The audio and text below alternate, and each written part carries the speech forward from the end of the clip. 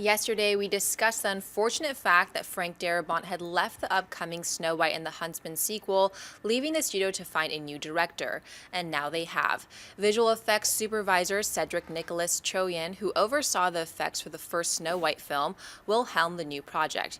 Troyan is currently developing Bethlehem for Universal and a reboot of Highlander for Summit. Mark, Schmoes was the first site to leak this story. What do you think of Cedric Nicolas-Troyan taking over the Huntsman?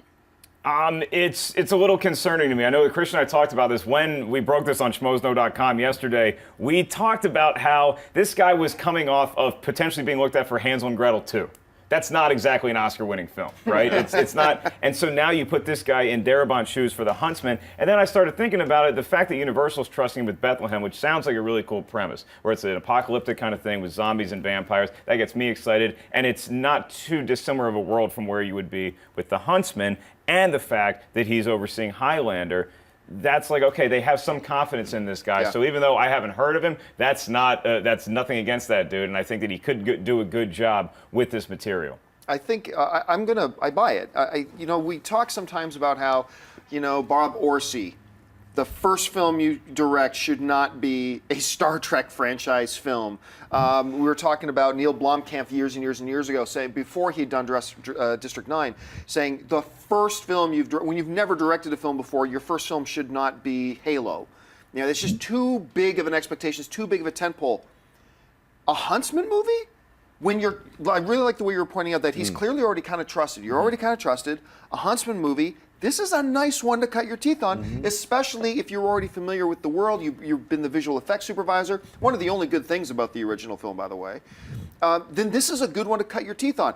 I can't really say much more because we haven't seen him direct anything, but if you're going to direct a first film, one you're already associated with a studio that trusts you already, and it's not mega high expectations going in, yeah, why not? I give it a buy. I buy it for all the positives that you guys said as far as, yes, he's trusted. They think that he can handle this stuff. They think he has a good vision. They probably liked his take on it. I'm fearful because when it's an unknown that they're putting in Darabont's shoes, that you could say that the studio maybe is putting in someone they know they can bully.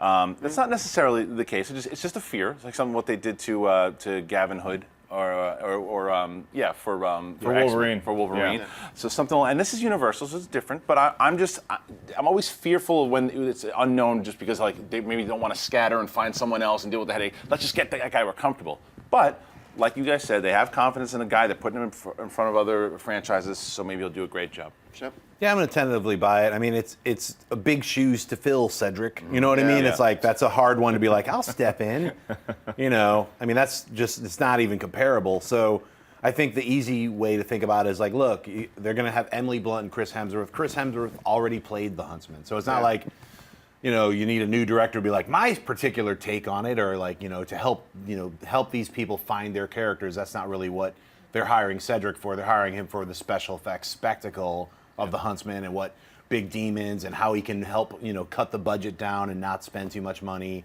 I think it's a very smart decision budgetarily.